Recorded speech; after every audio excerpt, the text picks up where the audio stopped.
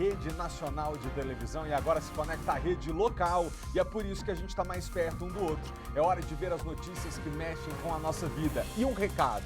Distrito Federal e entorno, hoje não tem propaganda eleitoral obrigatória. Então nós vamos juntos até 1h30 da tarde. Depois vem o esporte, programação local preparada com muito capricho para você. Eu sou Felipe Malta e agora é hora de jornalismo responsável, sem perder o otimismo.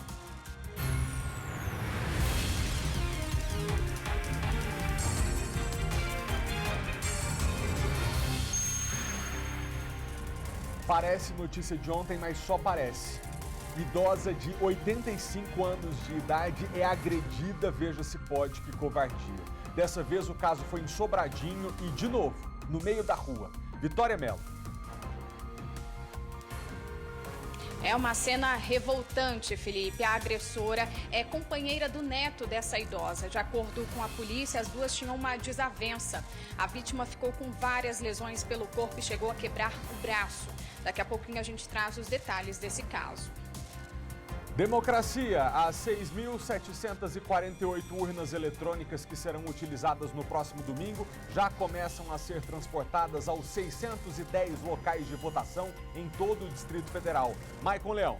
Exatamente, Malta. Elas são escoltadas pela Polícia Militar e ainda conseguem ser monitoradas em tempo real por servidores do Tribunal Regional Eleitoral aqui do Distrito Federal, onde esses caminhões estão seguindo. A gente fala ainda na edição de hoje sobre isso e também o que pode ou não na hora de votar. Vai poder ir vestido de verde e amarelo? O celular pode entrar na sessão? A gente te conta tudo daqui a pouquinho.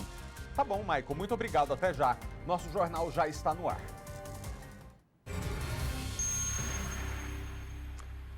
Ontem nós mostramos aqui o caso de um idoso de 63 anos de idade que foi agredido depois de uma discussão no trânsito.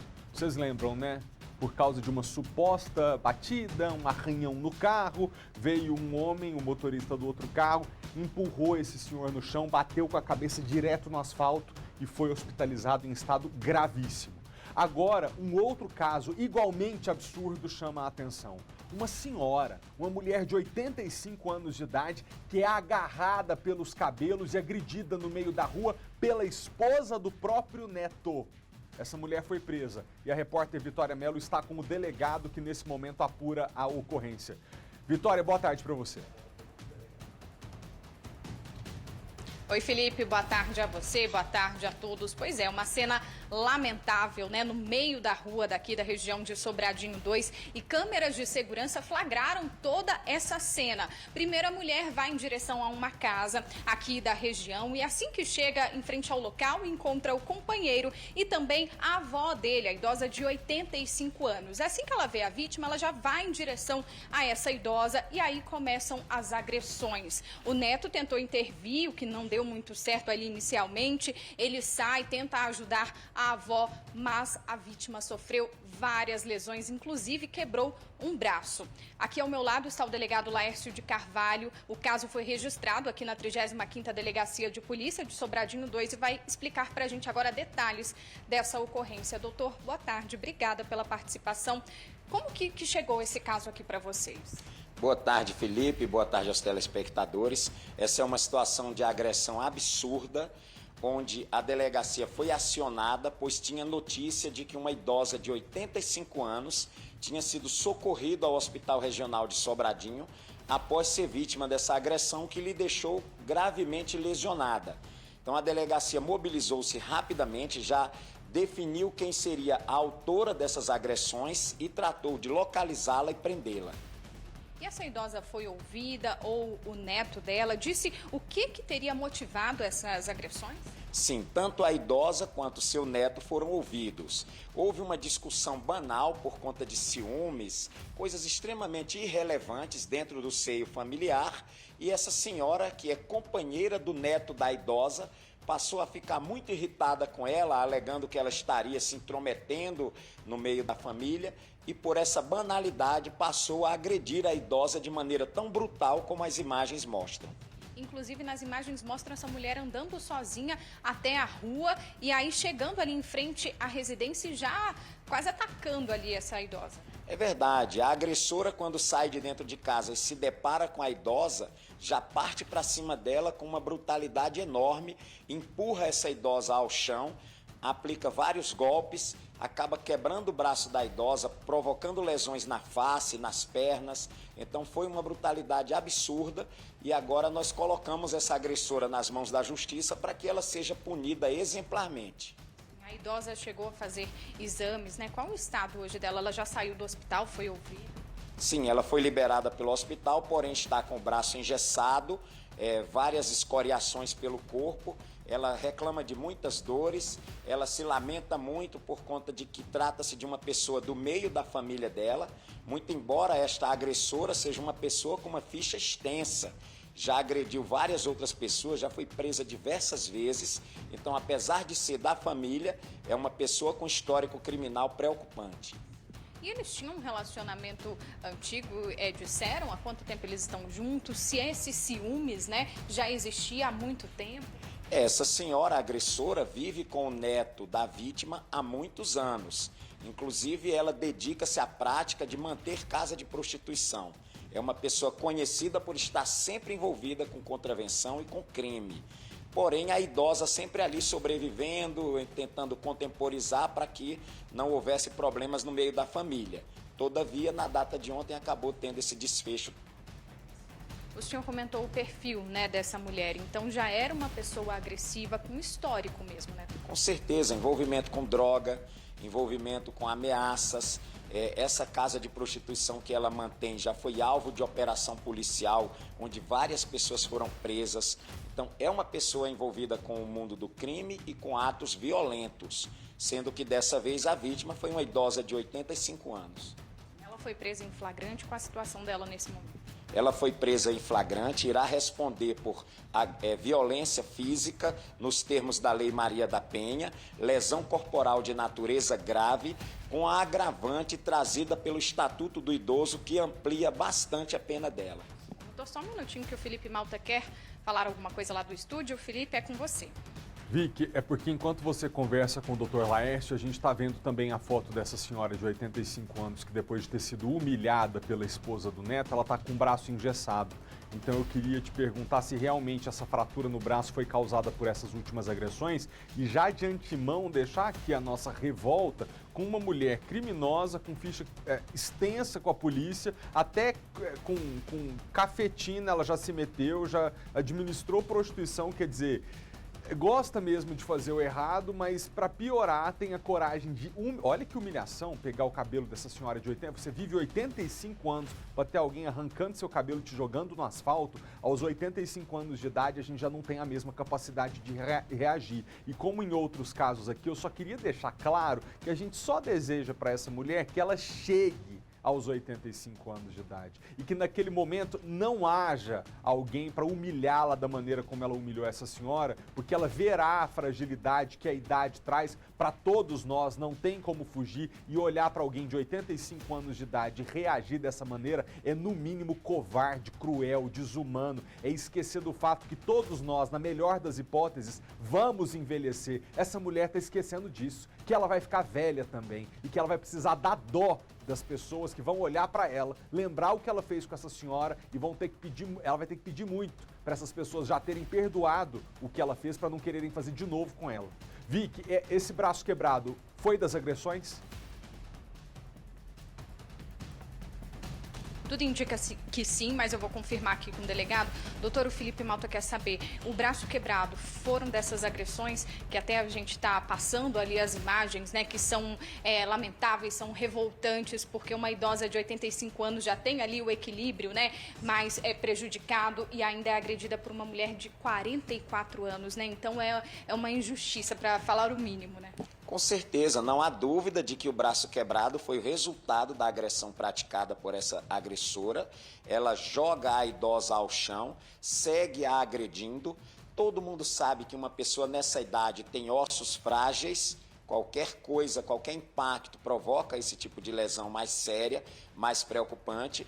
Todavia, essa agressora é o tipo de pessoa que não se preocupa nem um pingo com isso. Não mostrou arrependimento, até chegou a desdenhar atribuindo qualidades negativas à idosa e mostrando que está disposta a qualquer coisa. Como já relatamos, o histórico dela mostra que ela é uma pessoa violenta. Nós só esperamos sensibilizar a justiça para que aplique a ela uma pena elevada, mantenha ela presa, porque ela pode voltar a agredir essa idosa. Então a nossa preocupação é completa em torno desse caso. É porque uma mulher dessa não imagina que também vai chegar a essa idade, né? Também vai passar por esse tipo de situação, chegar aos 85 anos se tiver sorte. A gente lamenta que no Brasil os idosos sejam tratados muitas vezes com esse tipo de situação. Não é incomum esse tipo de agressão. Nós temos diversos casos sendo apurados por essa delegacia em que pessoas jovens desrespeitam e agridem idosos dessa maneira sem qualquer motivo que justifique. Eu imagino que essas pessoas acham que não vão se tornar idosas também. E doutor, então agora essa mulher vai responder por quais crimes? Ela já está respondendo por lesão de natureza grave, a pena é alta, porque há agravante do Estatuto do Idoso. A gente espera que ela seja mantida presa em face do histórico criminal dela e ela pode sofrer uma pena de até 6 anos de prisão. Doutor, o neto dela, a gente vê nas imagens, né, que ele tenta socorrer, aí não sabe se vai atrás dela, se vai atrás da avó. Por ter visto e presenciado tudo isso, ele apenas prestou depoimento aqui, também pode responder por alguma coisa? Nós ainda estamos ouvindo outras testemunhas para deixar a coisa mais definida. Num primeiro momento, o que nós percebemos é que ele fica ali no meio da confusão. Uma hora ele defende a idosa, outra hora ele tenta proteger a própria companheira. Até o momento, nós não temos evidências que nos imponha, por exemplo, prendê-lo. Mas poderão vir fatos novos com outras testemunhas que serão ouvidas.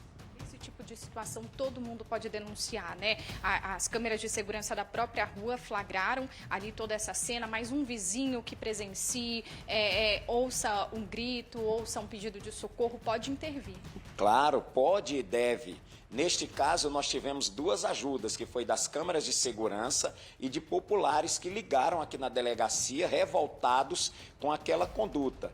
Mas o idoso, ele é uma pessoa frágil que precisa de proteção de todos. Então, se você tem um vizinho idoso que em algum momento está sendo agredido, intimidado, maltratado, não deixe de comunicar esse fato à polícia imediatamente. Os vizinhos narraram, chegaram a narrar ou casos anteriores, uma recorrência aí de agressões ou de ouvir confusões, discussões?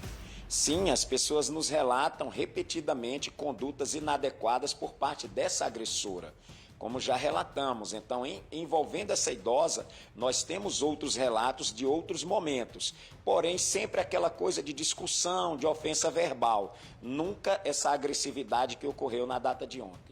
Com as imagens, né? Não dá nem para negar. É verdade. Aliás, as imagens sempre fortalecem, enrobustecem a investigação. E a gente sempre apela aos populares que tenham condições, que mantenham câmera de vigilância em suas casas, na sua rua, porque a polícia tem avançado muito nas investigações criminais, tem sido muito mais qualificada graças à ajuda dessas imagens. Agora, essa autora, ela está aqui na delegacia, já foi transferida para o DPE, qual a situação dela? Vai para o presídio? Ela está no presídio feminino, para onde vão todas as pessoas com essa índole, e aguardando a audiência de custódia. Nós torcemos para que ela permaneça presa, que a audiência de custódia não seja um veículo para colocá-la em liberdade. Muito obrigada, doutor, pelas informações. Felipe, surgiu alguma dúvida por aí? Doutor disse tudo. Ô, Vicky, eu faço das palavras do Dr. Laércio as nossas, porque se não fosse uma idosa de 85 anos de idade, se tivesse sido uma mulher da mesma idade da agressora, que não tivesse terminado com o braço da vítima quebrado, ou seja, a discussão chegou às vias de fato, mas foi controlada sem que ninguém tivesse um prejuízo maior, a gente poderia até aceitar a possibilidade dessa mulher voltar para casa, repensar o que fez e agir de forma correta daqui para frente. Mas a partir do momento que ela coloca em risco a vida de uma velhinha de 85 anos de idade, quebra o braço dessa senhora, realmente é inadmissível que a audiência de custódia coloque essa agressora em liberdade e que ela volte para casa tão cedo depois de ter corrido o risco de matar a avó do próprio companheiro. É importante a gente lembrar que em várias ocasiões nós já trouxemos especialistas e discutimos esse tema aqui no jornal. Fratura de osso em idoso leva à morte, não é brincadeira. A morte de idosos, uma das principais causas é a queda, porque aí na queda ou quebra o braço ou quebra a perna. Para o idoso é muito complicado que ele consiga recuperar os movimentos. A fratura do osso pode levar a uma infecção generalizada, então não é exagero. Os senhores e as senhoras morrem disso. E essa mulher não levou isso em consideração. Ela jogou essa senhora ao chão, quebrou o braço dela sem se lembrar que, por se tratar de alguém com 85 anos de idade, era a vida dessa pessoa que corria perigo. Eu queria, só antes da gente terminar a Vitória, que o delegado explicasse, por se tratar do Estatuto do Idoso, a agressão se torna mais grave e a punição mais rigorosa.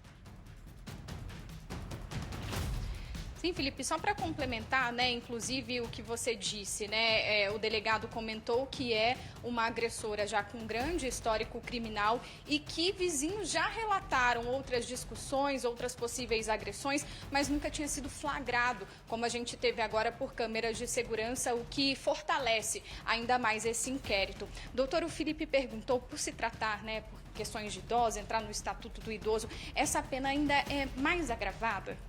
Com certeza, o Estatuto do Idoso é um estatuto protetor. O idoso é uma pessoa frágil, é uma pessoa hipossuficiente, vulnerável. Então, o Estatuto do Idoso está aí para isso, amplia enormemente a pena, dificulta pelo menos essa questão de liberação em audiência de custódia e torna o crime um crime equivalente a um crime hediondo, quando a lesão corporal é grave e nós temos uma vítima frágil como essa. Fica aí o alerta, né, para todo mundo que tem um idoso em casa. Às vezes a gente sabe que o idoso precisa de cuidados maiores, às vezes desobedece, volta, como se diz, a ser criança, mas todo cuidado e carinho são importantes, né, e quem não tiver isso será punido. Claro, não há dúvida. A obrigação de todos nós é trabalharmos como protetores do idoso, mesmo naquele momento em que ele se mostra irritado, até por conta da idade muito avançada, os inconvenientes que ele sofre na saúde dele. Então, tudo isso leva ao cidadão de bem a adotar uma postura de proteção, jamais de agressão. Doutor, muito obrigada. É isso, Felipe. A gente espera agora, né, que essa mulher que tem uma ficha criminal grande, que tem esse histórico de agressões, não só contra essa idosa, mas também contra outras pessoas, que ela continue atrás das grades e pague, né, por esses crimes que ela cometeu. Eu volto com você. Muito obrigado. Eu não quero me meter muito nesses casos de família, não, porque a pessoa tem que resolver dentro da família dela. Agora é importante esse neto aí tomar cuidado até com esse casamento, porque esse homem também vai envelhecer. E velho ele vai apanhar dessa mulher. E outra coisa, essa senhora tem 42 anos de idade, ou seja, a senhora que ela agrediu de 85 já viveu o dobro que ela viveu. Então, o mínimo, a gente não é obrigado a gostar de ninguém. A gente não é obrigado a se dar bem com ninguém. Agora, respeitar a outra pessoa é obrigação. E olhar para alguém que viveu o dobro da nossa idade e entender que tem algo que a gente pode aprender com aquela pessoa, nem que seja com os erros dela, para a gente não repetir, é fundamental. Partir para uma agressão tão covarde, puxar essa senhora pelo cabelo, é uma humilhação, gente. Porque envelhecer é humilhante. O tempo vai passando, a juventude vai acabando, você vai realmente se deparando com as consequências do tempo. É o seu equilíbrio que não é mais o mesmo, o seu raciocínio que não é mais o mesmo. Não é fácil para ninguém que envelhece, pergunta pro seu avô, pra sua avó, e sentindo o que o tempo vai fazendo com a gente. E o que a gente espera de uma outra pessoa mais jovem é compreensão. Com o fato de que uma pessoa com 85 anos de idade nem de longe tem a mesma destreza, o mesmo equilíbrio, a mesma velocidade de raciocínio que alguém muito jovem. Essa mulher foi muito além do desrespeito. Ela esqueceu que quando a gente se torna idoso, a gente precisa realmente do apoio das outras pessoas, jamais de tomar um puxão de cabelo e um empurrão para jogar a gente no chão e quebrar o braço. Essa mulher realmente não tem condições nem de viver nem dentro da casa dela, nem na vizinhança onde ela está morando. Obrigado, tá, Vitória? E agradeço ao Dr. Laércio, porque sempre que ele está aqui ao vivo com a gente, além de falar da ocorrência, ele traz informações sobre a legislação, um apelo para a população sobre a denúncia. Então é muito importante que a gente traga esses casos, que infelizmente acontecem, para que a gente evite que eles se repitam. Obrigado, tá? As investigações sobre o acidente com gás tóxico numa cisterna de 7 metros em Águas Claras continuam. Ninguém aqui no prédio comentou sobre a tragédia quando 2 homens morreram ao tentar limpar uma cisterna do condomínio. O Anderson Soares da Silva, de 26 anos, e Gutenberg José de Santana, de 53 anos, foram retirados da cisterna sem vida. Caio Alves da Cruz, de 24 anos, que trabalhava em outra obra do condomínio, e Elvis Rodrigues Barros, de 28, porteiro do prédio, tentaram ajudar as vítimas, mas também caíram dentro do poço. Eles foram resgatados pelos bombeiros e estão internados. Os 2 trabalhadores que morreram no local não eram profissionais de limpeza de cisternas e teriam sido chamados para o serviço apenas 1 hora antes do acidente. Ele nem queria vir também por conta do horário, aí o rapaz insistiu bastante, não, vamos lá, é rapidinho, é coisa de 1 hora. Ele falou assim, não, então vamos. Aí a gente falou, não, fique em casa hoje. Ele falou assim, não, eu vou lá rapidinho, daqui 1 hora eu estou de volta. Aí ele veio dar o suporte e aconteceu a tragédia. De acordo com especialistas, para que trabalhos como esse sejam realizados, é necessário seguir uma série de protocolos antes mesmo de acessar o interior da cisterna, o que não teria acontecido. Os profissionais não estariam utilizando EPIs e nem contavam com o apoio de nenhum equipamento que permitisse a remoção deles sem a entrada de novas pessoas. O ambiente é um espaço confinado, onde que vai gerando monóxido de carbono a ponto das pessoas desmaiarem sem perceber que aquela fumaça representa um risco para elas. Deveria ter tido botas, cinto de segurança, capacete, equipamentos específicos para salvamento, que seria o tripé, entre outros equipamentos que seriam necessários, além do uso da máscara. A perícia esteve no local e a Polícia Civil investiga o caso. A principal linha é de que a fumaça da bomba utilizada na limpeza depois de cair na cisterna tenha provocado os desmaios. A nossa equipe tentou contato com as empresas envolvidas no acidente e com o síndico do prédio, mas eles não atenderam as nossas ligações. Ainda sobre esse fato trágico, né, porque era para ter sido um dia como outro qualquer lá em Águas Claras, mas 2 pessoas morreram, outras 2 foram hospitalizadas e uma das vítimas, uma das que morreram, foi enterrada no cemitério de Taguatinga hoje. Ô Maicon Leão, boa tarde para você, que informações você tem sobre o caso? Foi mal, boa tarde para você, para todo mundo ligado no SBT Brasília. Exatamente, o velório e o sepultamento de Anderson Soares da Silva, de 26 anos, aconteceu agora há pouco no cemitério de Taguatinga. O enterro estava previsto para acontecer às 11h30 da manhã. O pai foi quem correu atrás de toda essa documentação, a parte burocrática, para que esse sepultamento pudesse acontecer hoje. Já o do Gutenberg deve acontecer amanhã. Malta, toda essa história ainda gera muitas dúvidas. Ontem, no fim da tarde, uma nova perícia foi realizada lá no local. Peritos do Instituto de Criminalística estiveram no prédio novamente para avaliar, porque ainda existem muitas perguntas a serem respondidas, principalmente sobre o que provocou essa série de desmaios. Para quem está chegando agora a relembrar o caso, tudo aconteceu da seguinte maneira: o prédio contratou uma equipe para fazer a limpeza da cisterna. Lá que no fundo estava cheio de lama, era necessário, periodicamente, já acontece de rotina esse tipo de serviço. Eles foram contratados, então, para fazer essa limpeza. Estavam utilizando uma bomba de sucção para fazer toda a remoção, depois entrariam para fazer a limpeza. Só que em um determinado momento, Malta, essa bomba, que funciona como se fosse um gerador, para quem está em casa entender, que tem aquela combustão, é um quadradinho como se fosse um gerador e solta uma fumaça. Em um determinado momento dessa limpeza, essa bomba acabou caindo dentro da cisterna. E aí, um desses profissionais desceu para fazer a remoção dessa bomba. Só que provavelmente o que teria acontecido? A emissão de gases da fumaça que saiu desse motor, junto com um espaço muito pequeno, ele é muito estreito ali, a gente consegue inclusive perceber pelas fotos do Corpo de Bombeiros que é um espaço em que dificilmente a gente conseguiria abrir os 2 braços. Então, por si só, já tem uma baixa quantidade de oxigênio nesse lugar. E aí, associado com a emissão de fumaça, fez com que essa primeira pessoa desmaiasse e caísse no fundo da cisterna. As outras pessoas que estavam ali ao redor perceberam o que aconteceu e foram prestar os primeiros socorros. E aí foi que na sequência desceu o Gutenberg e as outras pessoas foram caindo dentro da cisterna. A última pessoa que foi quem conseguiu ficar do lado de fora e chamar o Corpo de Bombeiros foi um morador de 49 anos que, quando se aproximou da cisterna, percebeu que as pessoas estavam desmaiadas e uma das pessoas falou: "Ó, não entra não, que a gente está ficando tonto, está desmaiando aqui". E foi um morador que pertence a ele é brigadista e por isso já acionou o Corpo de Bombeiros e ficou do lado de fora. E aí, Malta, a perícia vai apontar primeiro os erros que nós mostramos ontem com o especialista, o Atos Melo, explicando para a gente o que era necessário ter ali naquele local para ser realizado esse serviço. A perícia já apontou que nesse local não existia esses EPIs. O próprio Corpo de Bombeiros diz que no momento em que resgatou essas vítimas do interior da cisterna, eles não utilizavam nenhum equipamento de proteção, como a gente viu na reportagem, que seria necessário o uso de bota, máscaras e até mesmo a corda para evitar que quando essa primeira pessoa desmaiou e caiu na cisterna, se tivesse o equipamento, com base nesse tripé que a gente mostrou, ele seria possível ser içado para o lado de fora da cisterna sem a necessidade das outras pessoas entrarem. A gente diz que entre os feridos que estão hospitalizados está o porteiro, que ao perceber a situação correu para prestar socorros. Ele, felizmente, uma situação menos grave. Agora, um outro profissional que trabalhava, Malta, numa obra ao lado, que acontecia lá mesmo no prédio, mas sem nenhuma relação com essa limpeza da cisterna, ele está em estado grave no hospital base, respirando com a ajuda de aparelhos e aguardando a liberação de uma vaga de UTI. Ou seja, a situação dele é muito grave,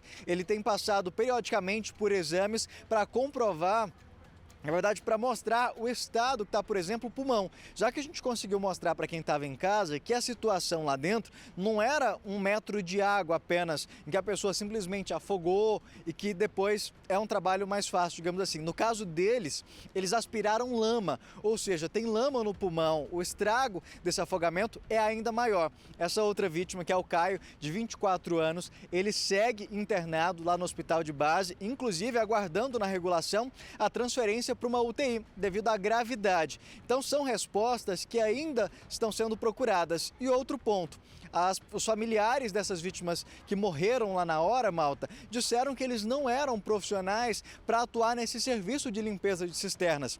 O Caio, por exemplo, o Anderson, por exemplo, ele era vigilante, estava desempregado e vinha fazendo bico nessa empresa de jardinagem, assim como o Gutenberg. Tanto que naquele dia eles não estavam de serviço, não saíram de casa, programados para fazer aquela limpeza. Eles estavam de folga e aí ligaram chamando, apareceu esse serviço pra gente, e aí eles foram atuar. A priori, eles dariam suporte lá do lado de fora, depois que a cisterna estivesse vazia, eles desceriam para fazer a limpeza, mas não deu tempo. Enquanto eles faziam essa sucção lá da cisterna para tirar primeiro a água, depois a lama, para que fosse feita essa limpeza e a cisterna pudesse voltar a armazenar água, foi justamente algo aconteceu aí, que ainda precisa ser esclarecido também pela polícia que está investigando, para que essa bomba caísse lá nesse espaço e começasse, mesmo depois da queda, Malta, ela continuou funcionando e emitindo mais gases, mais fumaça, que era justamente o que provocava. Então você associa um espaço pequeno, que por si só já tem uma quantidade de oxigênio limitada, com a emissão de fumaça. Era praticamente uma tragédia anunciada, que inclusive é o que os familiares têm reclamado muito, Malta. Maicon, e outra coisa, né? A gente tem que se atentar ao fato de que determinados tipos de serviço que a gente pode prestar demandam uma certa qualificação. Uma limpeza de cisterna, para que seja feita, exige uma pessoa que já tenha passado por esse tipo de treinamento. E isso se vê, a importância disso, em situação como essa. Porque talvez alguém habilitado corretamente, treinado, de uma empresa responsável, que já colocou a pessoa em determinada situação, inclusive ensinado o trabalhador a se livrar de situações de risco, talvez tivesse pensado, bom, a bomba caiu lá embaixo, está funcionando, não posso descer para pegar. Por quê? Corro o risco de ficar intoxicado, corro o risco de perder a consciência lá embaixo, não sei o que pode acontecer comigo. Então, realmente, a gente precisa se atentar à qualificação de um trabalhador para fazer determinado serviço, para a proteção da própria vida dele. E isso é responsabilidade de quem? Das empresas que prestam esse tipo de serviço e também dos condomínios. É importante que o síndico de todo condomínio aqui do Distrito Federal, quando for contratar uma empresa para fazer uma limpeza como essa, se certifique que aquela empresa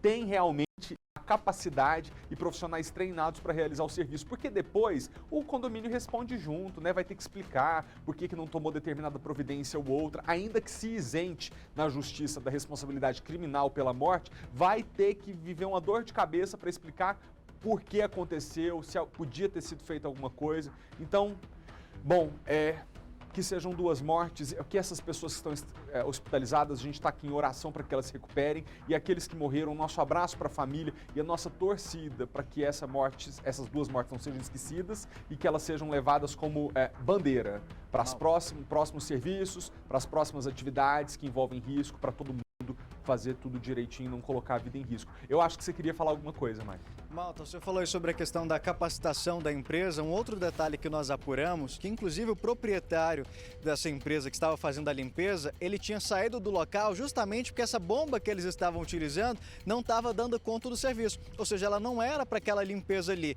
E no momento dessa tragédia, ele tinha deixado o local para tentar providenciar outra bomba, porque aquela não estava sendo suficiente para fazer a sucção e a limpeza ali. Uma outra informação que a gente levantou que ainda é extraoficial é que o Anderson teria um grau de parentesco justamente com o dono dessa empresa. Muito obrigado, tá, Maicon, pelas informações. A gente volta a se falar daqui a pouquinho ainda na edição de hoje. Uma ação conjunta entre a Polícia Rodoviária Federal e a Polícia Civil prendeu uma quadrilha de traficantes que usava o disfarce de entregadores de aplicativo de comida para executar o tráfico de drogas.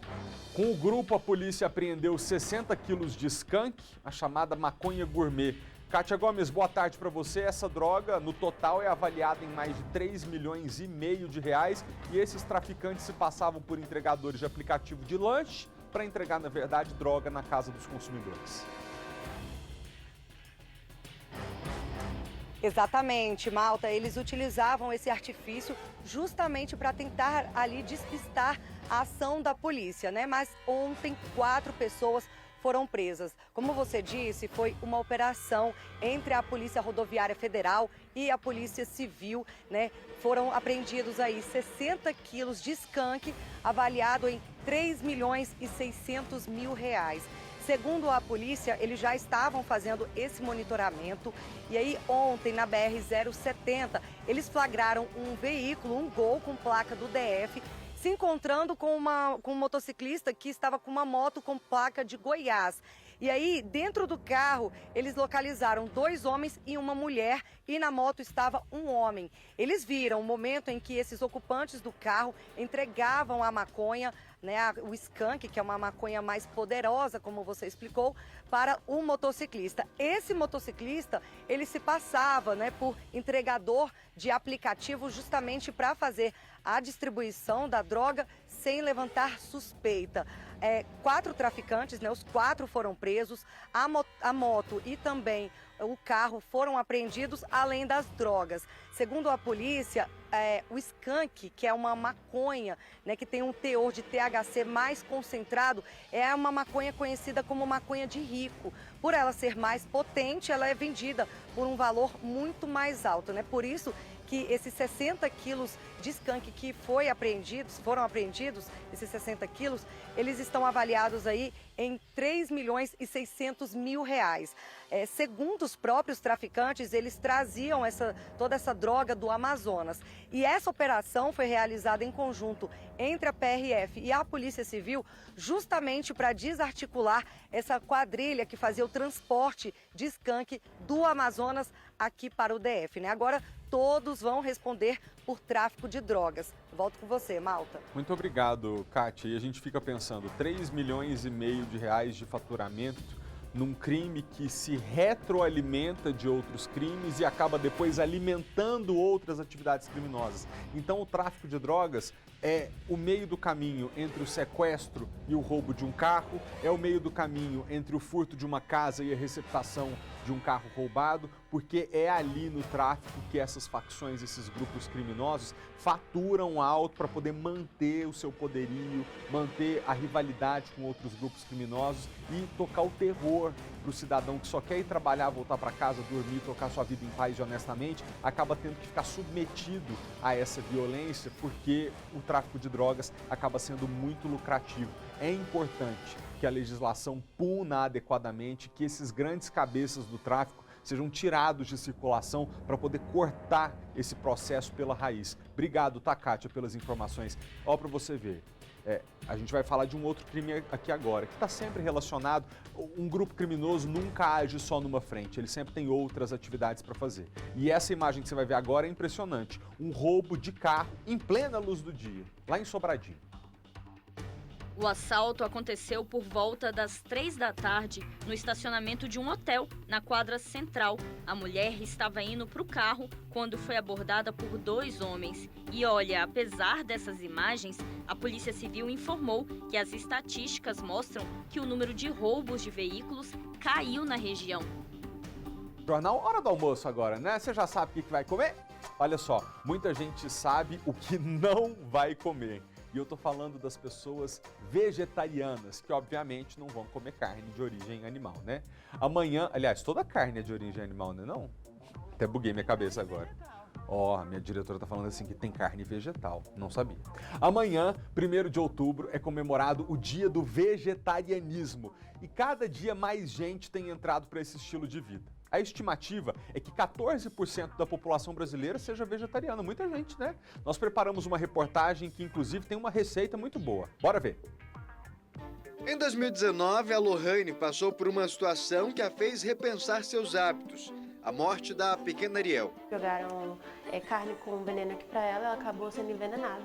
E nisso me deu um estalo de falar por que eu protejo um animal, amo tanto ele e como outro. A partir daquele dia, a alimentação dela nunca mais foi a mesma. Na verdade, ela já não tinha uma relação muito forte com carnes. Depois de refletir sobre a vida dos outros animais, se tornou vegetariana. Já são 3 anos desde a mudança de chave. Mas aqui na casa dela, por exemplo, a família não foi convencida dessa mudança. Eles apoiam, mas aqui na geladeira ainda tem carne. Só que a Lohane aprendeu que não precisa evitar ter contato com esse tipo de alimento. No churrasco do fim de semana, por exemplo, ela até vai, mas o cardápio é outro. Estou comendo pão de alho, mas dá para fazer legumes assados na grelha também, fica muito bom.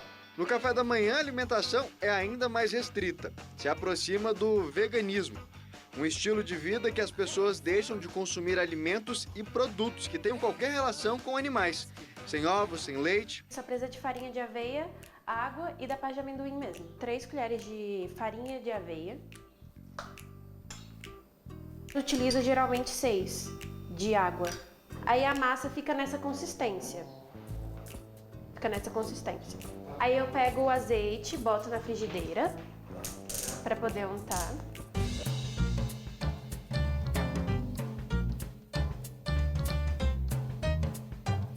Eu pego a pasta de amendoim e passo por cima, como o recheio.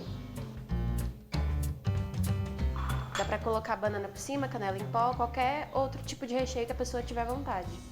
De acordo com a última pesquisa referente ao assunto, feita pelo Ibope, cerca de 14% dos brasileiros se consideram vegetarianos. Não existe pesquisa sobre o quantitativo de veganos, mas tem aumentado cada vez mais o número de pessoas que se preocupam com o bem-estar animal e ambiental. Mas nem todo mundo tem essa facilidade. Um dos principais problemas para quem adota esse estilo de vida é justamente a alimentação fora de casa. Isso porque a maioria dos restaurantes tem no cardápio ingredientes com origem animal. Mas essa realidade tem mudado. Esse restaurante aqui de Águas Claras, por exemplo, tem um cardápio bem variado. E tem inclusive frango nele. Mas olha, é um frango diferente. Frango vegano.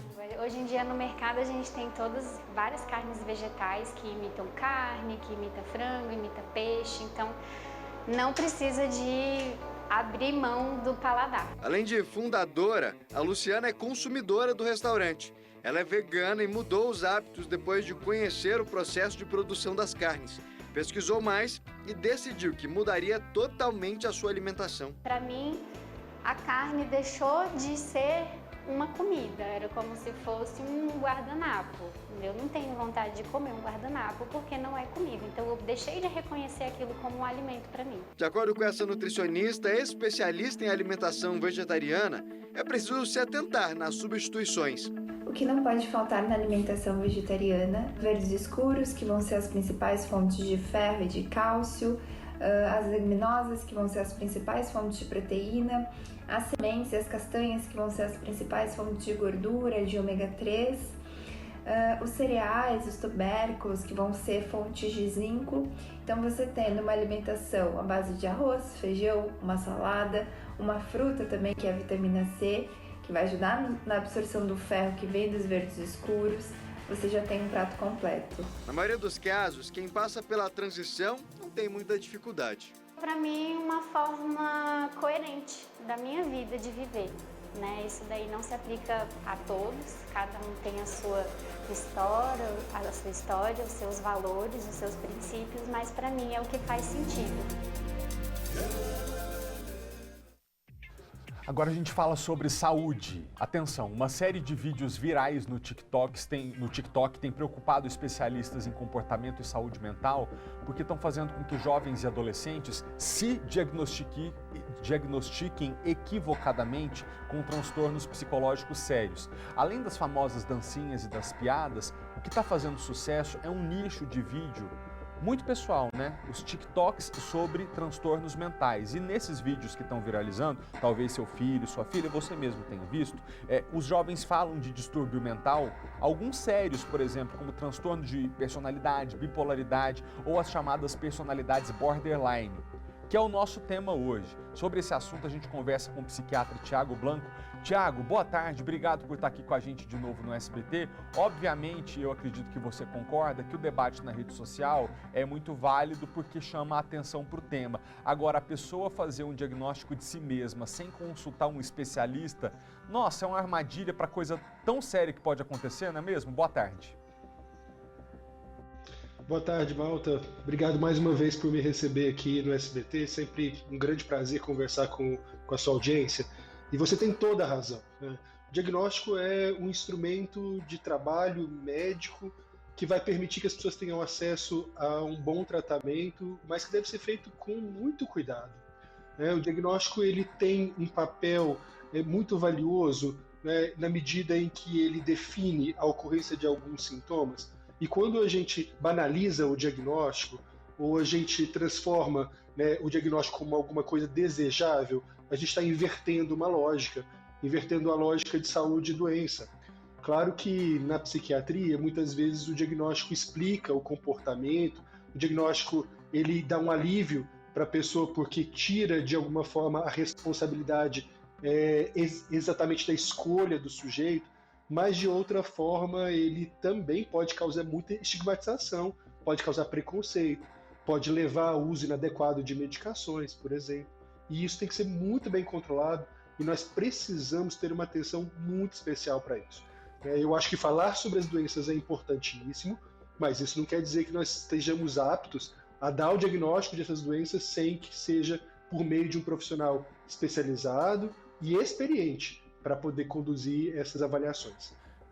A discussão nas redes sociais pode ajudar a acabar com o estigma, né? Pode trazer alguma clareza de informação para aquela pessoa que talvez está buscando respostas sobre o próprio comportamento. Então, traz o tema à luz. Agora, ir buscar um especialista é fundamental, até porque, não é verdade, Tiago? Entre transtornos psiquiátricos, há alguns sintomas que são parecidos, que até coincidem, mas há fatores que determinam se a pessoa tem bipolaridade ou se é borderline, e são coisas que só um especialista vai saber dizer, e a partir daí o tratamento adequado vai fazer a diferença para ela ser bem sucedida nesse tratamento ou não.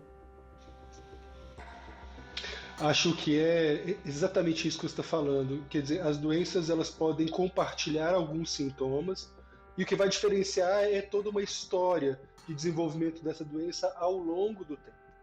Por isso que alguém que conheça bem a história natural das doenças, conheça quais são as bases biológicas da ocorrência desses fenômenos, vai ser importantíssimo para que a gente possa instituir tratamentos que sejam compatíveis e que sejam eficazes, sob risco da gente não tratar adequadamente essas condições, elas cronificarem e o sofrimento ser persistente, as pessoas viverem longos períodos, que elas poderiam estar vivendo com qualidade e estar vivendo com sofrimento. Mas a grande questão que eu vejo nessa discussão no campo do TikTok, por exemplo, é uma certa glamorização da doença, né? Como se as pessoas tivessem um certo orgulho de serem pertencentes a um grupo de pessoas que tem uma determinada doença. E isso é uma situação muito perigosa, porque qualquer que seja a doença, ela continua sendo alguma coisa que precisa ser tratado e alguma coisa indesejável, ainda que nós precisamos acolher a condição de adoecimento, entender e buscar o tratamento. Não é para negar a doença, mas também não é para a gente criar um ambiente de expectativa em relação a isso, sabe?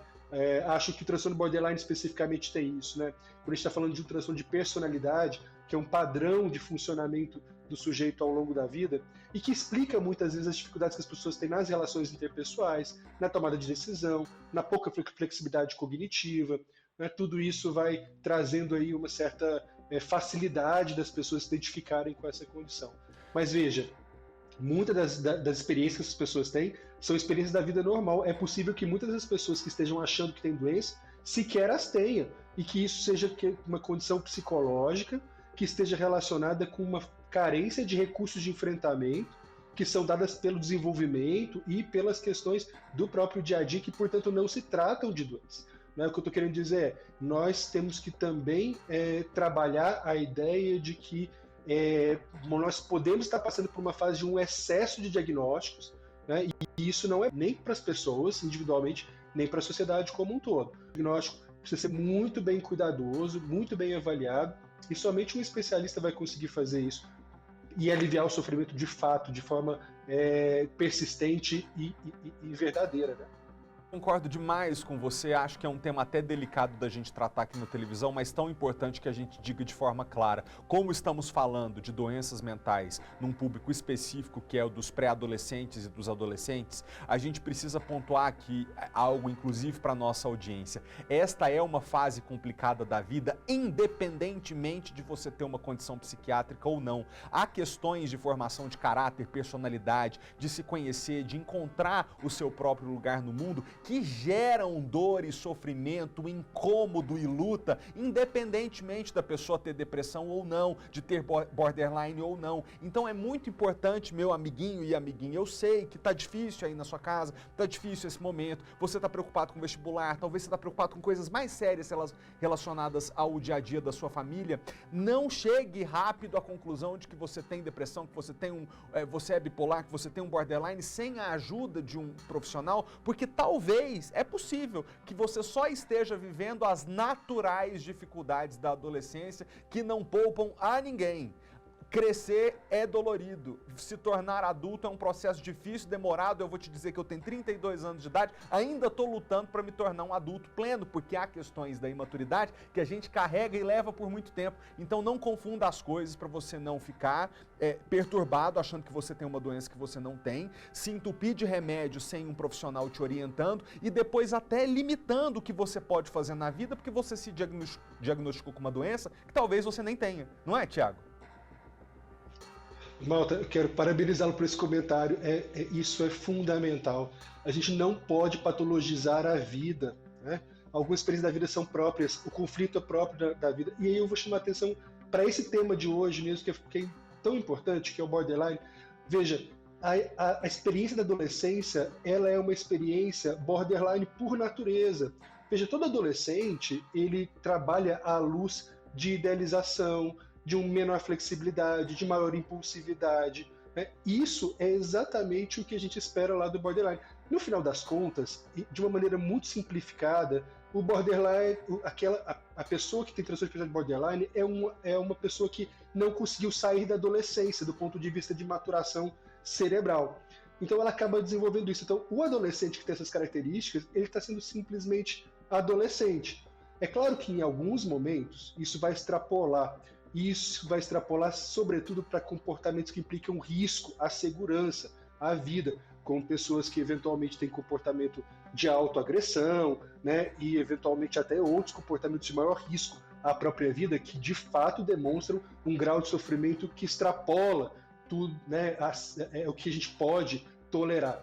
Mas essa vivência de resolver conflitos, de algum grau de sofrimento, isso é da natureza humana mesmo, como você disse. E eu acho que a gente precisa também ter essa autocompaixão, né, conosco, de entender que a gente não vai dar conta de tudo também, né, e de que a imperfeição também faz parte dessa experiência humana e que é preciso que a gente aceite isso e que a gente possa ter, né, uma rede de apoio que possa nos ajudar no enfrentamento dessas condições, que vai nos ajudar muitíssimo a sair dessa lógica da doença, do foco na doença, para ter o foco na pessoa, na experiência, e é assim que eu espero que a gente possa progredir como sociedade, como pessoas, e viver de uma forma melhor, com menos diagnóstico, menos remédio, mas tendo essas opções possíveis e alcançáveis sempre que indicado e que necessário.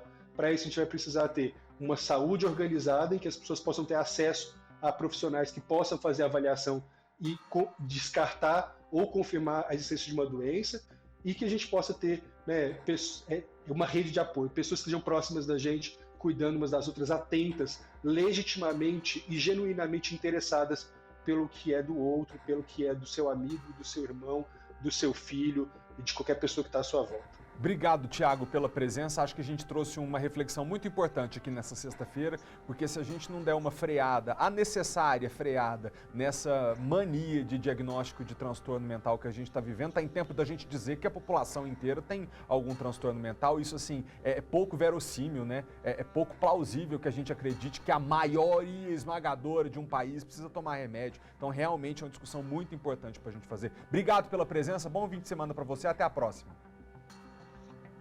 Muito obrigado, bom final de semana. Valeu. E outra coisa, para os meninos e meninas aí adolescentes. Quando eu era adolescente, eu achava que quando eu fizesse 18 anos as coisas iam estar resolvidas. Depois eu achei que quando eu me formasse as coisas iam estar resolvidas. Depois eu pensei que quando eu chegasse aos 30 anos as coisas iam estar resolvidas. Eu tô quase fazendo 32, não tem nada resolvido. Então parece que não resolve nunca. Eu olho para minha mãe e para o meu pai, que já estão com 50, 60, coitado, eles também não estão com nada resolvido. Então, gente, a vida é você não ter nada resolvido. Tá tudo realmente no insondável, tá tudo no campo do divino. A gente tem que ter fé que essa caminhada vai ter algum propósito e algum sentido. Agora, encontrar razão para tudo, explicação para tudo e tentar resolver os problemas de uma vida e achar que a partir de determinada idade você não tem problema mais, isso não existe, tá? Deixa eu continuar aqui agora. As abelhas, vou mudar completamente de assunto. As abelhas estão por toda parte, construindo colmeias em lugares em que a gente não imagina. E o que você faz, hein? Tem família que teve que sair de casa por causa do enxame. Só nesse ano, os bombeiros já atenderam mais de 5.000 ocorrências.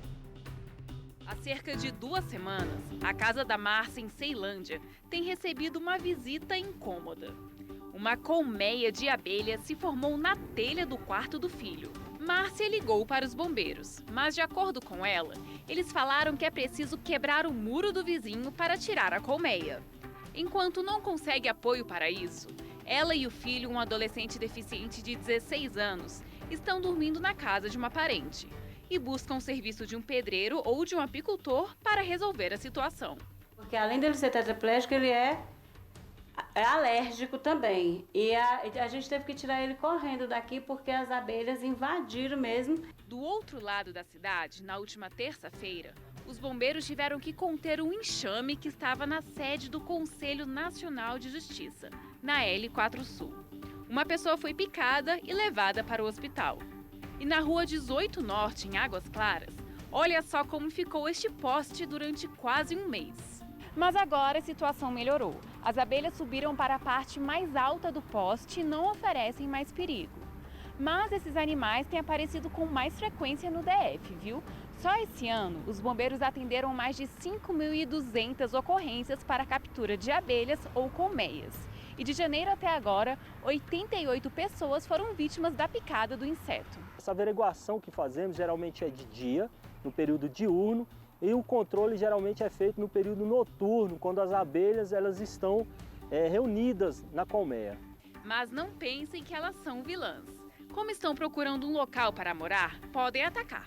Mas quando se estabelecem, como lá em Águas Claras, não costumam causar nenhum problema. E olha que curioso, até no quartel de bombeiros tem abelha. Aqui elas já fazem parte da vizinhança e não trazem perigo. Mas se você cruzar com elas, atenção!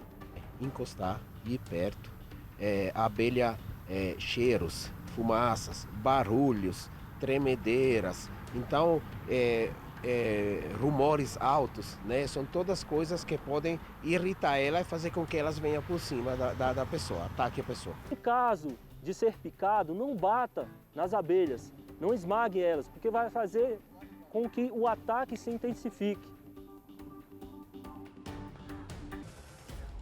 Um homem de 36 anos de idade foi preso por violência doméstica em Lusiânia. Ele bateu na companheira, E no momento das agressões, essa mulher estava segurando um bebê do casal, um recém-nascido, 29 dias de vida, um neném. Esse bebê caiu no chão e ficou machucado. Não contente, o criminoso empurrou a outra filha da vítima enquanto essa menina tentava defender a mãe dele. O responsável pela prisão, delegado, está agora com a gente ao vivo e tem outros detalhes. Delegado Rony Loureiro, obrigado por aceitar o convite do SBT Brasília. Primeira coisa, delegado, qual que é o estado de saúde da mulher e do bebê? Boa tarde para o senhor. Boa tarde, Felipe. O estado de saúde está bom, está bem, de saúde. Foi mais um caso aqui de violência doméstica e familiar, comum, infelizmente, mas não deve ser aceitável, porque foi um ciclo que ficou bastante evidente que 3 gerações de mulheres foram agredidas. Veja que foi uma recém-nascida, uma adolescente e uma mulher adulta.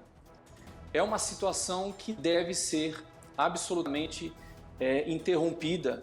Não se pode deixar que evolua das agressões verbais, das humilhações, das limitações sobre a mulher impostas pelo agressor, até que se chegue às agressões físicas e, quiçá, ao feminicídio. É preciso uma tomada de consciência urgente, Felipe, dessa situação que nesses ambientes estão se formando, infelizmente, mais agressores, porque as crianças repetem esses comportamentos, e mais vítimas, porque a mulher cresce.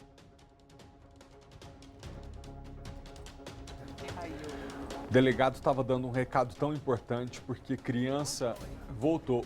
O delegado, o senhor estava dizendo aqui algo tão importante da gente falar na televisão: criança não aprende com lição nem com sermão.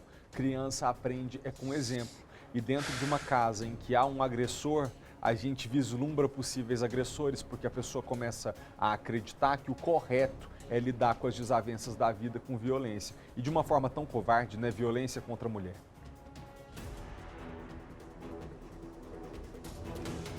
Exatamente, Felipe.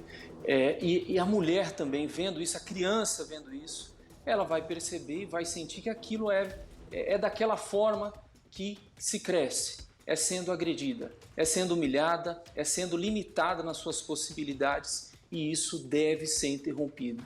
Mas a gente precisa lembrar que para a tomada de consciência é preciso afastar no mínimo 2 fatores que a gente observa nesse combate de violência doméstica e familiar contra a mulher.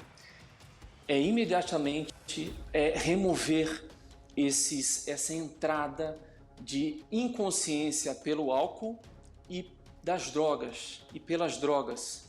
A gente tem observado que é comum, não somente o homem agressor, mas no próprio ambiente em que estão inseridos. É preciso, então, necessário essa tomada de consciência, Felipe. Muito obrigado, delegado, pela presença e pelo alerta que o senhor faz aqui no jornal. Parabéns pelo trabalho. Acho que somado a esse alerta que você faz está o trabalho da polícia de realmente prender a pessoa que cruza o limite do aceitável e que agride a outra pessoa, porque o que não pode imperar é a sensação de impunidade, aquela crença de que eu faço e nada me acontece. É isso que estimula, inclusive, crimes cada vez mais graves. E a polícia tem um papel fundamental, a gente fica aqui sempre cobrando a justiça depois, para que mantenham esses agressores na cadeia, para que deem a devida punição, para que os senhores não tenham que, eventualmente, daqui muito pouco tempo, ter que ir lá e prender o mesmo cara de novo. Obrigado, tá, delegado? Bom trabalho. Eu estou à disposição, Felipe, de vocês e de toda a comunidade, e afirmando que houve a representação pela prisão preventiva desse agressor, porque não se observa nenhuma outra medida cautelar a preservar essa família, senão a prisão dele neste momento. Espero que a justiça conceda. Obrigado, delegado. É domingo, minha gente, está chegando. Bora falar disso. Eleições.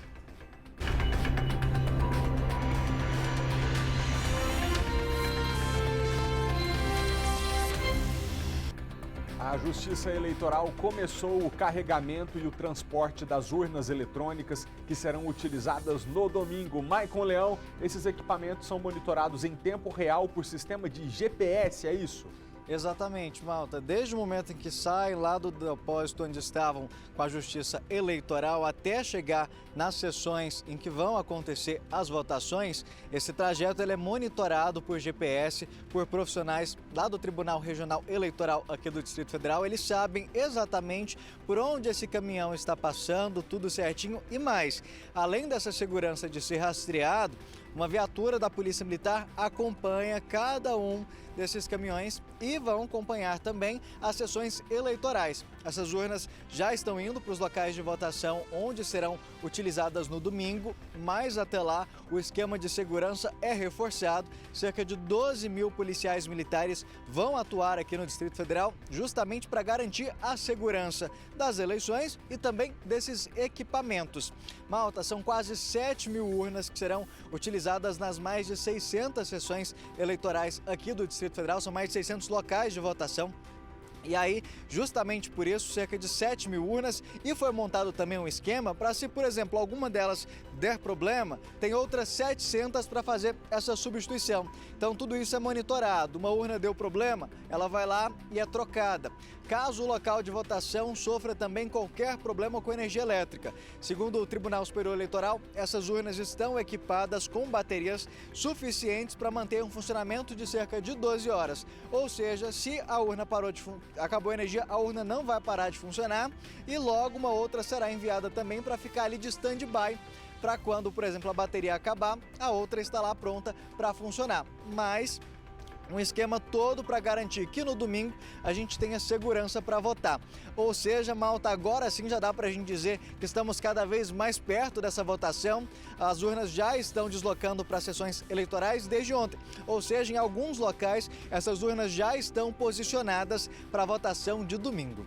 Por isso que não está tendo aula em boa parte da rede pública de ensino e em algumas unidades da rede privada, porque vários locais de votação são escolas, né? Tá tudo sendo organizado hoje. Ô, Michael, bora recapitular então aqui algumas regras para votação de domingo, porque eu queria tanto, gente, que o domingo transcorresse em paz, e isso envolve que cada um de nós siga as regras, que a gente siga a lei e não arrume confusão. Por exemplo, você pode levar celular para a zona eleitoral, inclusive até para mostrar o e-título que você baixou. Mas é proibido você chegar até a urna, a cabine de votação com esse celular. Então tem que deixar com o mesário, não é isso, Maicon? Exatamente, Malta. Levar o celular para a escola, para o seu local de votação, não é proibido, até como você muito bem explicou, você pode utilizar para mostrar o e-título para você votar. Só que o celular tem que ficar ali, na mesa com o mesário, não pode seguir com você. Mesmo que você fale, olha, eu vou desligar, vou pôr no bolso, não pode. Você pode desligar seu celular, deixar lá na mesa com o mesário, se dirigir até a cabine de votação, você vota e na volta você pega o seu celular. Caso a pessoa não se sinta confortável, não queira entregar o celular, ela não vai poder votar. Então se você tá aí, olha, eu não quero entregar de forma alguma o meu celular, sem problema nenhum. Você leva seu outro documento impresso lá, qualquer documento. Um detalhe importante lembrar, Malta, que não é necessário ser exatamente o título de eleitor.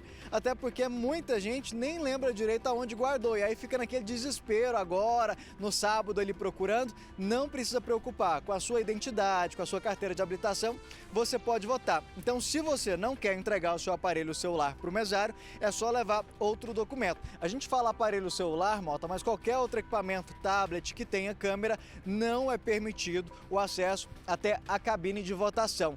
Nossa, mas são muitos números, como que eu vou lembrar? Aquela tradicional colinha. Você pode escrever os números ou também levar o santinho, Malta. É permitido você levar o santinho até a cabine de votação. Outras coisas que são permitidas que a gente vai contar para você agora. A manifestação individual. Como assim? Se você quiser usar a bandeira, você pode ir com o broche, você pode estar com camisa que identifica, por exemplo, aqui levantou muito aquele questionamento de se vai poder ou não votar vestido de verde e amarelo, de vermelho. Não tem nenhuma proibição nesse sentido.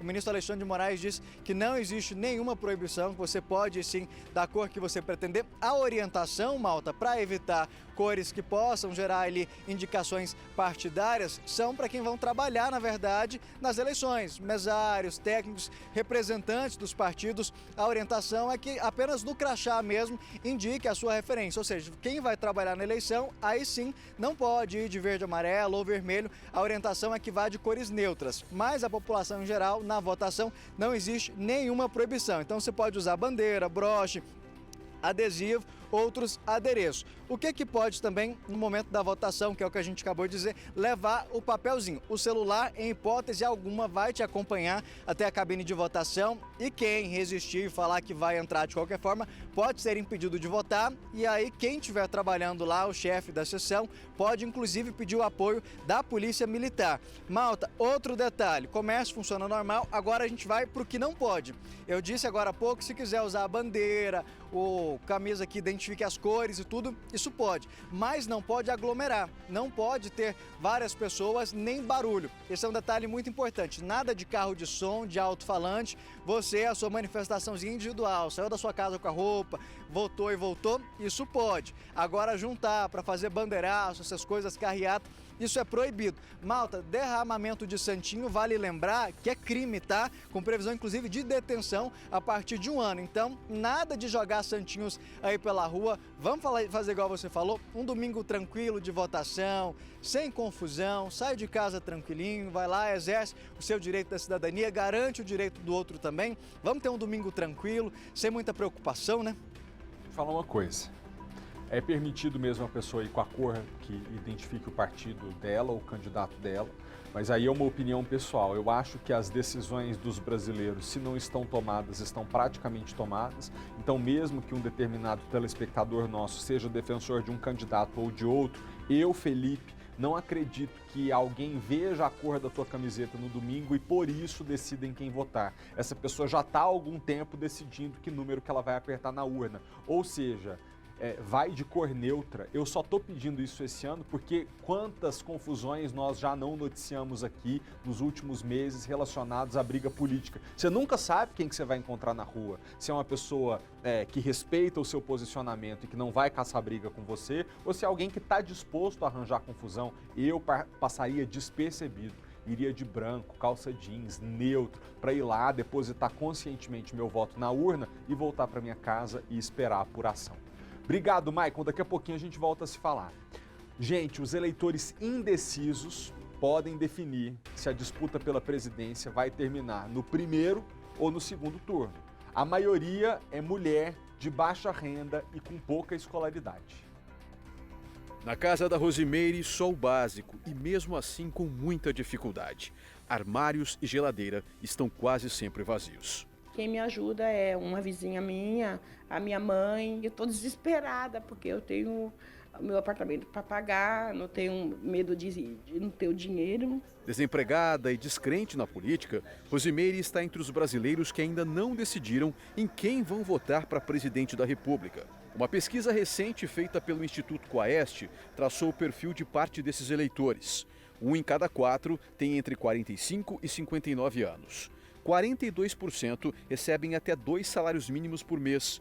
Quase a metade cursou até o ensino fundamental. A maioria é mulher. Para este cientista político da ESPN, 2 motivos explicam a indecisão. O primeiro deles é o fato de que nós temos pela primeira vez na história 2 presidentes concorrendo à eleição.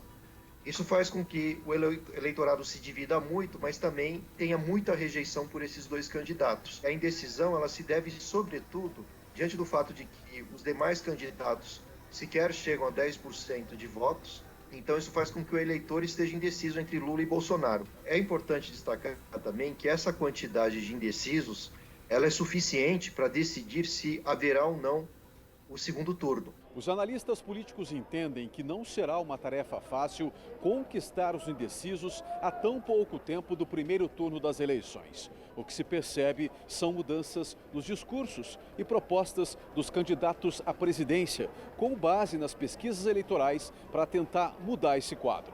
Nas últimas semanas tem se intensificado esse discurso em torno das mulheres, ainda mais as que chefiam, seus lares, muitas vezes são mães solteiras ou de repente têm uma escolaridade mais baixa. Independentemente da escolha, é fundamental votar com consciência para que a vida de pessoas como a Rosimeire possa melhorar. Eu acho que a gente tem que prestar atenção para votar certo, para a gente ver uma mudança. É muito importante a gente falar sobre paz e tolerância às diferenças nesse domingo. Você vê a que ponto tem chegado os intolerantes. A ex-mulher do presidente Jair Bolsonaro teve a sua casa e o seu carro vandalizados na noite de quinta-feira. O repórter João Pedro Neto tem detalhes dessa ocorrência. João Pedro, boa tarde, é com você.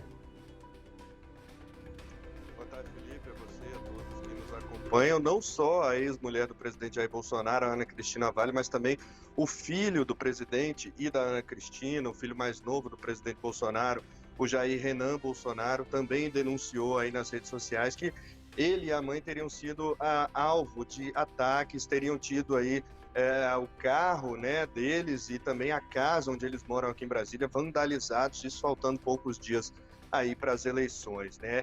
A advogada, então, e candidata a deputada distrital, Ana Cristina Vale, ela publicou um vídeo na sua conta nas redes sociais em que mostra aí, né, em que narra e relata, chorando, ela mostra aí essas imagens que a gente está vendo do carro com os vidros quebrados, estilhaços espalhados aí pelo interior do veículo e chorando, ela diz assim: olha só o que fizeram comigo, olha só o que fizeram com o meu carro, querem me pegar. Foram essas as palavras que a gente consegue ouvir aí nesse vídeo. Esse ataque, né, a Ana Cristina teria acontecido quando ela saía de casa para participar de um comício, isso junto integrantes da equipe de campanha dela na noite de ontem, né? Mas ainda não há mais detalhes aí sobre a dinâmica desse incidente, né?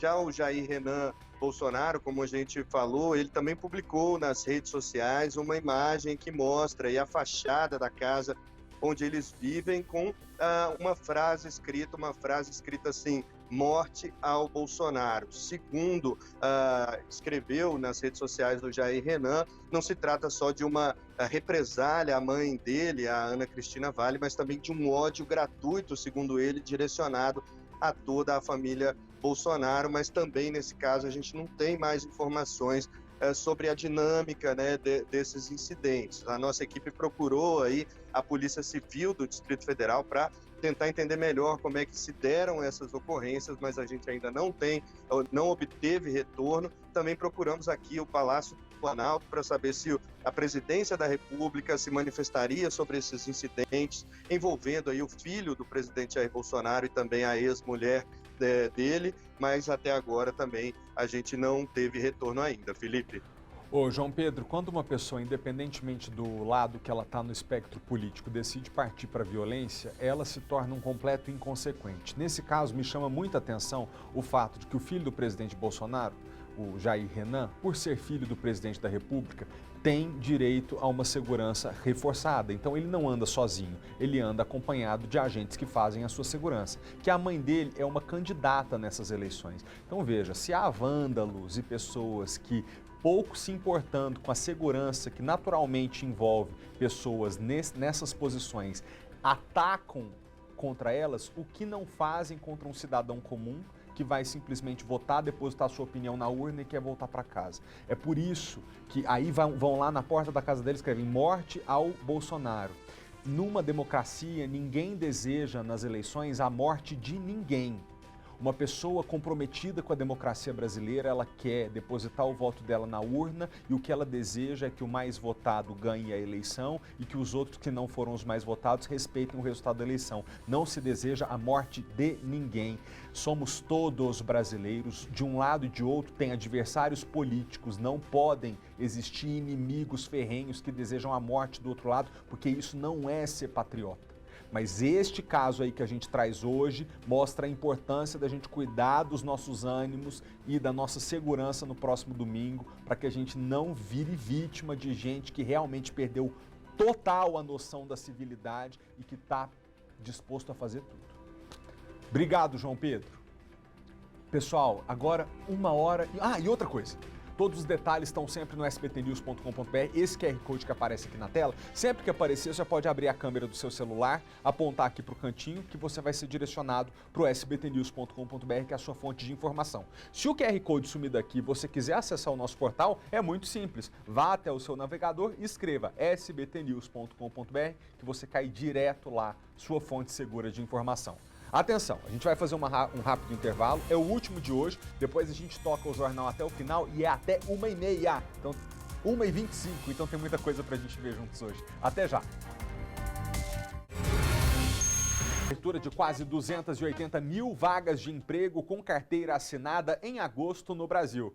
De acordo com os dados do Ministério do Trabalho, divulgados na última quinta-feira, o setor de serviços foi o que mais contratou. O mar está para peixe neste novo restaurante de comida havaiana na zona sul do Rio de Janeiro. Kleber é um dos 11 funcionários recém-contratados. Tá me ajudando muito, estou podendo botar minhas coisas mais para frente, ajudar mais minha família. O atendente está entre os mais de 2 milhões de brasileiros admitidos com carteira assinada em agosto. Como no mês passado aconteceram cerca de 1.800.000 demissões, o saldo de postos de trabalho formal ficou positivo. Quase 280 mil, mais do que em julho. O Rafael está estreando como gerente de vendas. Fico feliz de poder contribuir com isso, né? Realizar um sonho da pessoa, que é procurar um trabalho, que é conseguir um trabalho. O que acontece neste restaurante reflete a geração de empregos em todo o país. Para os especialistas, a melhora no cenário é resultado principalmente do controle da pandemia. E o setor de serviços, que lida diretamente com o público, foi o que mais contratou em agosto. A pandemia vai saindo um pouco do radar, isso permite que o setor de serviços consiga ter uma recuperação, se voltar ao nível pré-pandemia da sua atividade, né, bares, restaurantes. A gente teve um ano com um aquecimento econômico mais forte do que era planejado no início do ano. Além dos serviços, indústria, comércio, construção e agricultura, pecuária e pesca também tiveram resultados positivos. O dono do restaurante segue reforçando o time. Passamos aí por um período longo de recessão, a gente sabe que muitos restaurantes aí tiveram dificuldade durante a pandemia, alguns se reinventaram, outros tiveram dificuldade e chegaram até a fechar as portas, né? E nesse momento a gente enxerga muita oportunidade. Voltando aqui para o Distrito Federal, o idoso que foi empurrado em uma briga de trânsito continua entre a vida e a morte no hospital de base. O fato aconteceu lá em Planaltina. Dona Maria Helena, de 67 anos, ainda não acredita que uma briga de trânsito deixou o pai dos 2 filhos dela em coma. Teve uma agressão monstruosa a um senhor de idade de 63 anos, que nunca agrediu ninguém. Câmeras de segurança de um comércio em Planaltina flagraram no último sábado o momento em que Francisco Antônio de Souza tenta passar com a caminhonete, mas não consegue por causa de 2 veículos estacionados. Um casal chega e o dono do carro vermelho começa a discutir com os ocupantes da caminhonete. Francisco dá ré e a mulher bate no capô e depois na porta. Outra imagem mostra todos fora do veículo. Logo depois, a companheira do Francisco tenta pegar de volta a chave que a mulher havia tomado e as duas entram em luta corporal. Elas são afastadas, mas Francisco é empurrado e bate a cabeça no chão. Quando ligaram para o meu filho, que ele foi às pressas, chegou lá, o pai dele já estava inconsciente no chão, porém sangrando muito. Francisco Antônio de Souza, de 63 anos, está internado em coma induzido no hospital de base. O estado de saúde é gravíssimo. O idoso teve traumatismo craniano, hemorragia cerebral e pneumonia, provocada após ter aspirado sangue. O caso foi registrado na delegacia de Planaltina como vias de fato, lesão corporal e dano. O casal se apresentou e foi liberado. A Polícia Civil informou à nossa produção que o casal que aparece nas imagens se apresentou depois à delegacia de Planaltina. Eles foram ouvidos e responderão em liberdade. Chama a atenção, né, gente, que nos últimos tempos a gente tem noticiado muitas situações de pessoas que perdem a cabeça durante uma briga à toa no trânsito. Não precisava ter terminado desse jeito. A Kátia Gomes está agora com um representante do Batalhão de Trânsito e conversa sobre como a gente deve agir em situações que são naturalmente tensas, ninguém quer se envolver num acidente, mas a gente não pode também partir para a violência. Kátia, é com você. Exatamente, Malta. Nós mostramos agora o caso do Francisco, de 63 anos, e mês passado também já tínhamos noticiados o caso de um idoso de 70 anos que também foi agredido e até ameaçado de morte por um homem de 37 anos que alegou que o idoso havia fechado ele no trânsito. Esse homem de 37 anos, inclusive, já tinha aí 16 passagens pela polícia por ameaça, dano, violência doméstica, agressão, ou seja, né, um homem aí com diversas passagens pela polícia, por causa de um desentendimento ali no trânsito, acabou ameaçando um idoso de 70 anos de morte e ainda agredindo. Então, o caso do Francisco não foi o único e é justamente isso que a gente quer entender, né? O que fazer, como agir em situações como essa, porque o Francisco, segundo os familiares, ele não tinha reagido, não tinha feito absolutamente nada. Ele queria apenas passar ali pela pista onde estavam estacionados 2 carros e o dono de um veículo acabou se irritando, pensando que ele tinha arranhado o veículo. Para falar sobre isso, eu vou conversar agora com o tenente Jorge Andrade, que está aqui ao meu lado. Tenente, situações bem complicadas, né? Porque, assim, uma simples discussão no trânsito já pode causar aí, como, né, na situação do Francisco, que está em coma no hospital, né, correndo, inclusive, risco de morte. Sim, uma boa tarde. Claro, todo mundo está sujeito a ter algum problema no trânsito e caso haja esse problema e o cidadão note que o ânimo da outra pessoa está exaltado, o recomendado é procurar não discutir, se der, pegue os dados necessários, saia do local. Caso sinta necessidade, acione a Polícia Militar por meio do 190, que prontamente a gente vai deslocar uma equipe para poder resolver a situação da melhor maneira. O mais importante é evitar o conflito, porque a gente nunca sabe quando pode ocorrer uma tragédia. Então, a primeira dica é tentar sair o mais rápido possível do local, não discutir. Aí, se não fizer isso, ligar para a Polícia Militar? Sim, caso você verifique que o ânimo da outra pessoa está exaltado, busque não discutir isso, não vai resolver. Tente sair do local, procurar apaziguar os ânimos e, caso necessário, acione a Polícia Militar, que prontamente vai dar uma resposta adequada à situação. Agora, em situações como essa, o caso pode ser registrado como uma simples briga de trânsito.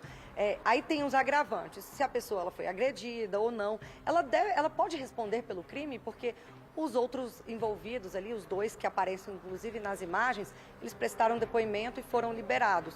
E a gente vê que teve sim uma agressão. Claro, dependendo da briga, pode acontecer N situações, né? De uma ameaça, uma injúria, uma via de fato, caso entre em contato, ou até um eventual homicídio, né? Uma situação mais grave. Entendi, mas assim, o que fazer, né? Como agir nessa situação? O senhor explicou que deve evitar discutir, sair do local, mas e se a pessoa já chegar nervosa e irritada? Assim que possível, acionar a Polícia Militar, que vai responder a contenda, né? O problema de maneira adequada. Na avaliação, né? O senhor trabalha com trânsito. Os ânimos estão mais alterados? Tem crescido o número de situações como essa, de briga em trânsito? Infelizmente é uma coisa que ocorre. A gente nunca sabe o que a pessoa está passando, qual o ânimo de quem a gente teve um problema no trânsito. Mas a Polícia Militar busca sempre estar fazendo um patrulhamento na rua e sempre estar disponível, quando acionado pela população, para tentar resolver todos esses problemas da melhor maneira possível. Por exemplo, em situação de que o motorista ali é fechado, a orientação é seguir reto, não baixar o vidro, não discutir, seria isso? Sim, a discussão não vai resolver nada nesse caso. Caso sinta que houve um crime, houve uma situação que necessita da intervenção da polícia, anote os dados, pegue a placa, pegue as características do carro, entre em contato com a polícia, registre, que aí sim a situação vai ser resolvida de uma melhor maneira. Tá certo, então, muito obrigado, tenente, pelas informações. É isso, malta, sempre tentar manter ali a tranquilidade, se possível, deixar o local ali onde começou a discussão o mais rápido possível para evitar, né, qualquer situação mais grave. Eu volto com você. Rapidinho, Kátia, aqui eu não estou falando para... Não pode bater quando você se envolve num acidente de trânsito, só em uma situação, se a pessoa vier para cima de você. Não estou pedindo que o motorista que é agredido pelo outro apanhe calado, você tem direito de se defender. O que a gente está pedindo encarecidamente é que você jamais seja a pessoa que inicia a briga. No caso de ontem, a gente viu que esse senhor de 63 anos, que agora está para morrer, está entre a vida e a morte, Deus ajuda, que venha um milagre. Ele estava voltando para o carro dele e o motorista do outro carro simplesmente foi lá e o empurrou, ele bateu com a cabeça no chão e agora está nessa situação, lutando para sobreviver. Precisava? Não precisava. Então é você jamais ser o que inicia a agressão física, jamais partir para a violência, porque o que acontece depois é imprevisível e pode ser uma tragédia. Obrigado, Kátia. A gente continua agora o jornal falando que uma das publicações do mundo fashion mais importantes do planeta realiza hoje, em parceria com o Brasília Shopping, uma grande celebração da moda, com programação gratuita durante todo o dia. O Vogue Fashion's Night Out já começou e quem está lá no Brasília Shopping é a repórter mais estilosa do SBT Brasília, Vitória Mello. Boa tarde para você, Vi. A mais estilosa, blogueira de moda. Poderia desfilar nesses desfiles hoje, porque além de estilosa, é linda. Boa tarde, Vicky. Ai, meu Deus. Oh, meu Deus, muito obrigada pelo elogio, viu? Eu me esforço, vou confessar. Bom, boa tarde mais uma vez a você, Felipe, boa tarde a todos. Bom, mas aqui a gente está falando da elite mesmo, viu? Essa é a 4ª edição do Vogue Fashion Night Out, que acontece hoje aqui no Brasília Shopping. A estrutura aqui já está toda montada, porque começa daqui a pouquinho, 1h30 da tarde. Bom, aqui ao meu lado está a Renata, que é gerente de marketing aqui do Brasília Shopping, que vai explicar pra gente. Renata, começa daqui a pouquinho, já tá tudo pronto aqui, a expectativa alta, né? A 4ª edição. A 4ª edição, depois de 2 anos complicadíssimos para todo mundo, a gente vem para comemorar. A gente usou uma temática de inspiração que é a era disco, então tem muito espelho, muitos personagens, muita música e muita gente incrível. A programação tá imperdível. A gente começa com Arlindo Grunde, falando sobre moda democrática, acessível, inclusiva. Depois tem Marina Persson, Paty de Jesus, Ronaldo Fraga e um monte de desfile, um monte de atividades em loja. De agora, de meio-dia, de 1h30 até 10 da noite, o shopping está em festa. Você falou que a inspiração esse ano foi a era disco, né? Qual a importância desse movimento?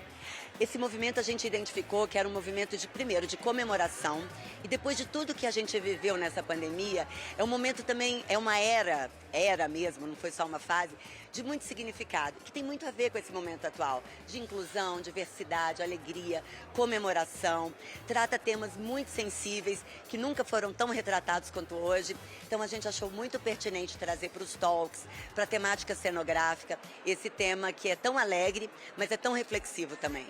Aí tem os talks, né, os bate-papos, tem os desfiles, mas também tem outras atividades, né, ocorrendo ao longo do dia. Tem muitas atividades. A gente tem desde almoços que estão acontecendo com clientes, a gente tem ilhas de drinks, a gente tem mais de 50 lojas criando atividades especiais. Então, tem show dentro de loja, tem ensaio fotográfico, tem oficina de customização com grafite, enfim, tem um monte de coisa acontecendo pelo shopping todo.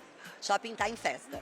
E para participar, tem que fazer um cadastro? Como que tá essa inscrição? Porque a gente vê aqui que já tá cheio o shopping. Isso, então, o espaço para sentar é um espaço um pouquinho limitado. Então a gente disponibilizou desde hoje 10 horas pulseirinhas, elas já esgotaram, mas a gente tem um shopping amplo para as pessoas poderem vir. Então é muito tranquilo para assistir. Os talks são aproximadamente 50 minutos, todos serão transmitidos, não só pelas redes sociais do shopping, como transmissão simultânea pelo shopping. É um dia para se divertir, tomar um drink, andar pelo shopping e curtir as atrações que a gente tem aqui. Respirar um pouquinho de moda, né? Hoje é o dia. Moda, exatamente. Felipe, eu vou pedir para o Daniel Borges mostrar como aqui o shopping tá cheio. Chega um pouquinho para cá. Ô Daniel, olha só. Mas a Renata estava falando que dá para assistir, quem não conseguiu fazer a inscrição, consegue assistir ali do lado de fora, dessa cordinha, né, dessa divisão, também ali no primeiro piso do shopping, tem como todo mundo participar.